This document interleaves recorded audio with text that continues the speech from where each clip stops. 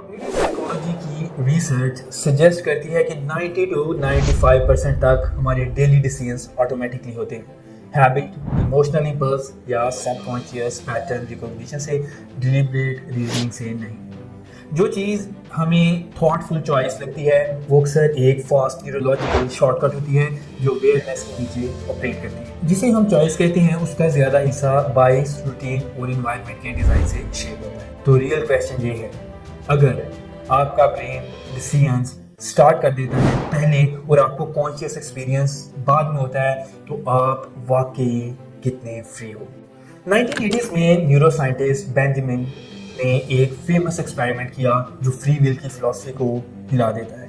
Participants को कहा गया कि वो एक सिंपल वॉलंटरी एक्शन करें, फिंगर फ्लैक्स करना, और उनका ब्रेन एक्टिविटी मॉनिटर करता गया। बेंजामिन ने ऑब्जर्व किया कि ब्रेन में एक मेजरेबल रेडीनेस पोटेंशियल अपीयर होता है हंड्रेड्स ऑफ मिली सेकेंड्स पहले, उस वक्त से पहले जब पार्टिसिपेंट्स रिपोर्ट करते हैं कि उन्होंने कॉन्शियसली डिसाइड किया। मतलब ब्रेन ने एक्शन शुरू कर दिया और माइंड ने बाद में कह दिया मैंने चूज किया। इसीलिए कभी कभी आप वो चीज़ बाय कर लेते हो जो आपके प्लान्स में नहीं होती। इसीलिए आप इंटेंडेड टाइम से ज्यादा स्क्रॉल करते हो। ब्रेन एफिशिएंटली प्रेफर करता है, कॉन्शियस डिलिब्रेशन एनर्जी कंज्यूम करता है। इसलिए माइंड अक्सर डिसीजन को बाद में नरेट करता है जब डिसीजन पहले शेप हो चुका होता है। चॉइस कॉन्शियस लगती है क्योंकि स्टोरी एक्शन स्टार्ट होने के बाद लिखी है। साउथ एशियंस में सोशल मीडिया प्लेटफॉर्म अब हंड्रेड्स ऑफ मिलियन यूजर्स तक पहुंच चुके हैं। इंडिया में 450 मिलियन से ज्यादा और पाकिस्तान में 70 मिलियन से ज्यादा एक्टिव यूजर्स। स्मार्टफोन पेनिट्रेशन भी रैपिडली राइज कर रही है, स्पेशली यूथ में। एल्गोरिथम्स डिसाइड करते हैं कि आपकी फीड में पहले क्या आएगा। Infinite scroll stopping cues remove कर देता है, ऑटो प्ले रिफ्लेक्शन एलिमिनेशन कर देता है, पॉलिटिकल मैसेजिंग इमोशनल ट्रिगर्स और ट्रेंडिंग टॉपिक्स के मुताबिक अडैप्ट होती है। जब इंफॉर्मेशन इन्वायरमेंट ग्राउंडेड हो, जो चीज़ पहले अपीयर होती है वो ही इंपॉर्टेंट फील होती है। अवेलेबिलिटी ह्यूरिस्टिक का इफेक्ट ये होता है कि रिपीटेड एक्सपोजर से चीज़ ट्रू लगने लगती है।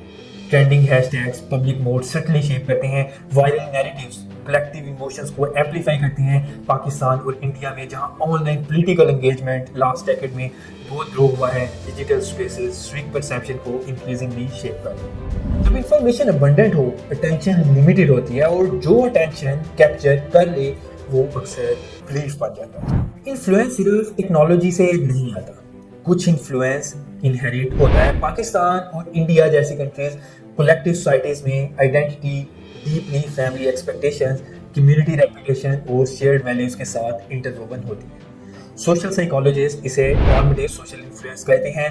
लोग बिलोंगिंग प्रिजर्व करने के लिए ग्रुप नॉर्म्स के साथ अलाइन करते हैं। करियर एक्सपेक्टेशंस अक्सर इसी डायनामिक को रिफ्लेक्ट करती हैं। मेडिसिन, इंजीनियरिंग, सिविल सर्विसेज या एस्टेब्लिश्ड बिजनेस पाथ्स को स्टेबल, ऑनरेबल, सिक्योर समझा जाता है। एग्जाम कल्चर इस स्ट्रक्चर को रिइंफोर्स करती है। इंटेंस कंपटीशन एडोलसेंस को अचीवमेंट मैट्रिक्स के अराउंड शेप कर देता है। मैरिज डिसीजंस में फैमिली कंसल्टेशन कॉमन होती है। फैमिली ऑनर और कलेक्टिव आइडेंटिटी का वेट इंडिविजुअल चॉइस पर हैवी होता है, जो कॉन्शियस रिफ्लेक्शन से बहुत पहले लिखी जा चुकी है। कभी कभी आप पाथ चूज नहीं करते, आप उसे इनहेरिट कर लेते हो और इनहेरिटेंस नेचुरल लगती है क्योंकि वो हमेशा से वहां। स्टूडेंट सिक्योर करियर चूज करता है नॉट बिकॉज पैशन नहीं बल्कि बिकॉज अनसर्टेनिटी अनअफोर्डेबल लगती है। जब अपॉर्चुनिटी श्रिंक होती है, चॉइसेस फिर भी होती हैं, लेकिन इकोनॉमिक ग्रेविटी उन्हें शेप करती है। फ्रीडम एलिमिनेट नहीं होती, बस नैरो हो जाती है। So is free will and illusion? Unsettling question अब भी रहता है। अगर ब्रेन प्रोसेस अवेयरनेस से पहले स्टार्ट होते हैं, अगर एल्गोरिथम्स एक्सपोजर शेप करते हैं, अगर कल्चर एक्सपेक्टेशंस स्क्रिप्ट करता है और इकोनॉमिक्स रिस्क कंस्ट्रक्ट करती है, तो फ्री विल में बचता ही क्या है? न्यूरोसाइंस सजेस्ट करती है कि इम्पल्स से शायद अनकॉन्शियसली स्टार्ट हो जाते हैं, लेकिन pre frontal cortex reflection, inhibition और रीइवैल्यूएशन अलाउ करते हैं। इस कैपेसिटी को मेटाकॉग्निशन कहते हैं, थिंकिंग अबाउट थिंकिंग। लेकिन जिस मोमेंट आप आर्किटेक्चर देख लेते हो, कल्चरल, इकोनॉमिक, डिजिटल, न्यूरोलॉजिकल, आप फुली उसके अंदर नहीं रहते और शायद फ्रीडम वहीं से स्टार्ट है। चॉइस पर्सनल लगती है क्योंकि वो अंदर से एक्सपीरियंस होती है, लेकिन इन्फ्लुएंस इनविजिबल होता है क्योंकि वो स्ट्रक्चरली ऑपरेट करता है। इसको रिकॉग्नाइज करना आपको पावरलेस नहीं बनाता, आपको डिलिबरेट बनाता है। आप हर इन्फ्लुएंस कंट्रोल नहीं कर सकते, लेकिन जिस मोमेंट आप आर्किटेक्चर देख लेते हो, आप उससे बाहर स्टेप कर लेते हो। चॉइस पर्सनल फील होती है, लेकिन इन्फ्लुएंस इनविजिबल होता है। और कंट्रोल और कंडीशनिंग के दरमियान फ़र्क सिर्फ इतना है, जो चीज़ ऑब्वियस लग रही हो उसे क्वेश्चन करने का करेज। This was all from me for today. We will meet in the next video. Till then, keep learning, keep shining. Thanks.